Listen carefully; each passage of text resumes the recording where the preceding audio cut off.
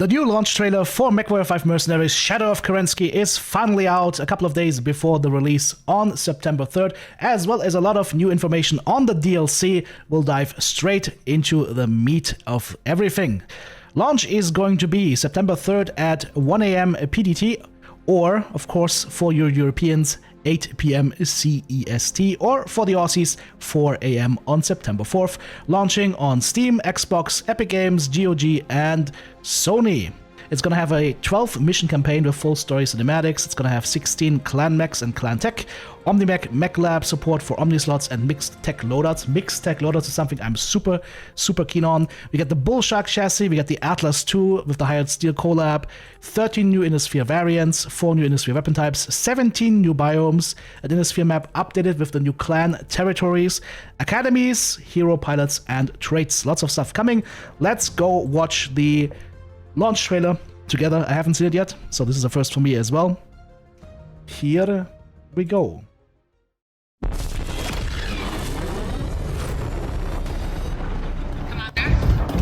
Commander! We are still drawing fire from our mystery hostiles. What's the sit rep? Whatever happened here is happening all across the Corwood systems. All have been hit by these mystery raiders. This is the start of a full-scale invasion. Please, help us! We were able to hold the line and beat back the wave of hostiles calling themselves Elementals. Clan Wolf. So they can be beat.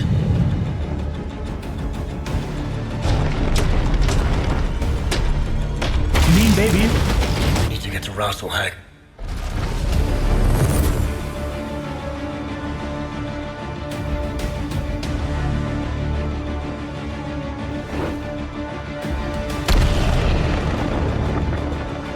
Nice.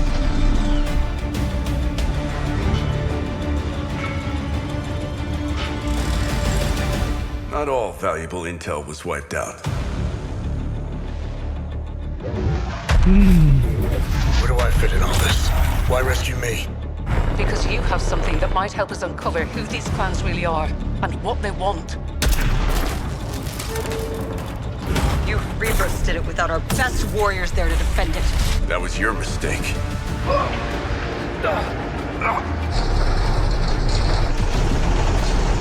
You could have killed someone. 3, 2, 1, launch!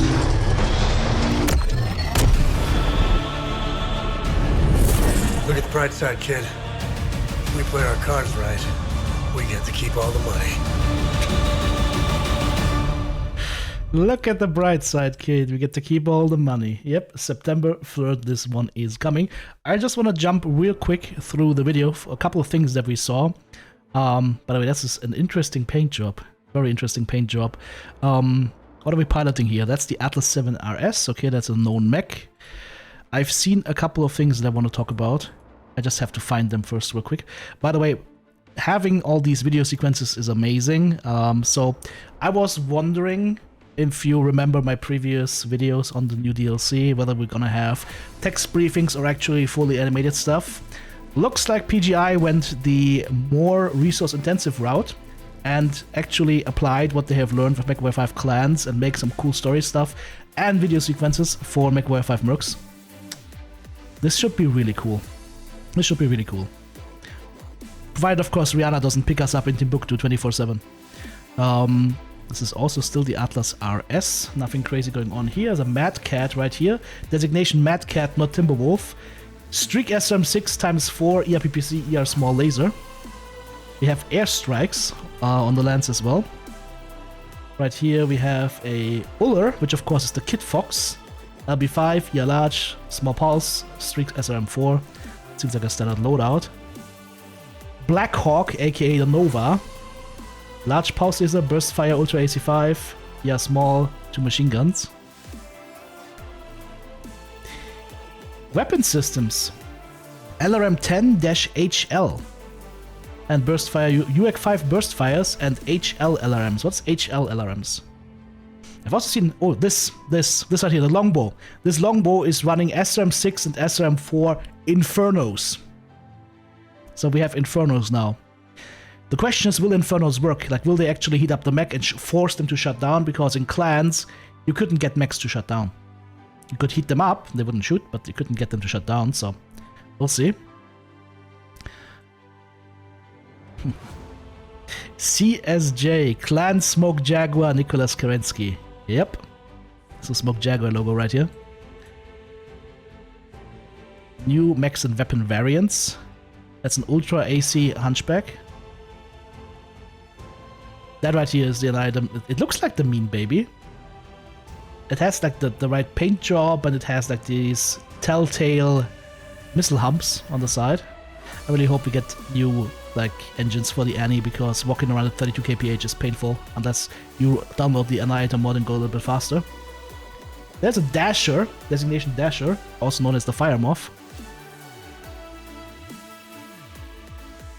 Wonder who that old guy is. We've seen the new biomes already, they've showcased those on the screenshots already. This one I found amazing to see. This one right here, this scene. These are the solar sails of jump ships used to charge up the KF drive. So that is super cool to see that. Great. Love it. Mech Lab update. Omni slots and mixed tech. So let's have a look at the weapons here. We see Clan Tech, Clan Small Pulse, Clan Medium Pulse, Clan Large Pulse Laser, Clan Flamer, ER Small, ER PPC, ER Medium, ER Large. That is all known. Clan Flamer, weight. Does it show the weight? 0.5 tons, yes, okay. Let's look for that for a second. ER Medium Laser. What? 0 tons? That can't be right. 1 ton, it had to load first, okay. And we know these paint jobs already. These are form of the Mechwarrior 5 clans pre-order paint jobs. Right? We know those already. Bullshark mech, of course. Glorious thing. Love it. Big beefy mech, AMS on top. 2 big autocannons, 4 lasers. There's nothing not to love about the Bullshark. It's an amazing mech. I love using it in Mechwarrior Online as well. That's the Nicholas Kerensky again. Prisoners being taken. Like, all of that looks pretty cool. And I think when they lock onto this target, they're designated as a mad cat, which of course is a nice nod to like the first engagements that the Innosphere had with the clans, when the targeting computer couldn't call out the whether it was a marauder or a catapult, I think, and that became the mad cat or something like that. I don't remember it. I read it, but it's been a while. The Mist Lynx is called the Koshi, because this is at the beginning of the Innosphere invasion, right? They haven't talked to the clans yet, they don't know the mech types and whatnot. They're actually going up against Clan Ghost Bear right here, I saw in the description. Yeah, some cool stuff happening with the video sequences and everything. Like, I am super looking forward to this. We'll play through the story, and then of course we're gonna do a multiplayer campaign. Once we get a couple of mods in, I definitely want to have yet another mech lab and some other mods, and then we're just gonna mod the hell out of the game. And then you guys can join me on our adventures in the Innosphere. You guys get to wreck my stuff. Okay, let's jump into the other part of this video, which is talking about academies, traits, and hero pilots, because that is a new feature. And if you're saying, wait a second, TTB, wasn't there a mod there that had something like this in the past? Yes. Just like there was this star map mouse over thingy where you could see like all the missions available on a certain planet that got integrated into Mechwarrior 5 Mercs. Apparently now the pilot training mods have also been incorporated. So PGI says this DLC is massive. 12 mission campaign with full story cinematics, so that is basically about the size of the Ghost Bear campaign for Mechwarrior 5 Clans. We've already talked about all the new stuff that's coming. And they say, well, we know that the last one looks like it's buried at the bottom of a very long list, but don't sleep on it. Hero pilots, traits, and academies might be the sleeper feature of this DLC. I kind of doubt that, but it is definitely a feature that adds a little bit more depth. And here is a deep dive with some screenshots to show why this system could be one of the most impactful additions to Mechwarrior 5 Mercs. Is it going to be one of the most impactful additions? Again, Doubtful, but interesting, okay? And by doubtful, I say it really depends on how strong these traits and pilot quirks and pilot training can get. If these are meaningful traits, then your AI could become a really big boon as opposed to being a giant hindrance throughout all of Mechwarrior 5 Mercs, because let's face it, Mechwarrior 5 Mercs is known for having poor Landsmate AI. I've been harping on this since 2019, since Mercs came out. That is one of my biggest points of critique, and it's been improved a little bit, but it's always stayed with us, right? So if these traits could help with that, and of course if they made some changes. Of course there are mods that can also help with the AI, but that's a different story. Now then, the free update, and in the free update the pilots will actually have traits, and if you have Shadow of Kerensky, you get access to the new pilot system with academies and hero pilots. So what are traits? Pilots can have traits. The variety of reward pilots and the occasional pilot for hire will also have traits. They vary from mech affinities that improve mobility, weapon expertise that improves performance of specific weapon types, to a variety of economic bonuses under some circumstances. Low-level pilots also have the chance to come with negative traits with drawbacks that reduce the higher cost and salary. So if you have a dogshit mech pilot, he might have a negative trait like take 50% more damage. I'm making this one up, by the way, of course it's not stated here. Academies. Academies are spread around the inner sphere. For example, on Terra right here, you get West Point Military Academy, America. Academies are spread throughout the inner sphere. Then they offer a range of programs from simple simpot training to multi-year training programs. So you can send a pilot there, and then you can bring him back a couple of years later. So this is like definitely a long-term investment then. Each training program can award a mix of experience, skill cap increases, and chances to learn pilot traits. Rewards varying per academy and per training program. Quick simpot training at a virtual world center, for example, but only award a small amount of experience towards pilot skills. A graduate program at Nagelring will offer some experience and a moderate chance at skill cap increases and a high chance of gaining multiple traits. Those academies are listed right here, can be found throughout the inner sphere. There's a logo or like a little pip there in blue that will notify you that there is a academy available. Same thing for the Dieron district, by the way, right here. That also seems to have an academy. And Northwind, of course, also has an academy. And Fomalhaut has a hero mech for sale, as well as Sirius. Or something like that. I don't know what that one is. Okay. So, let me go in and zoom for you guys.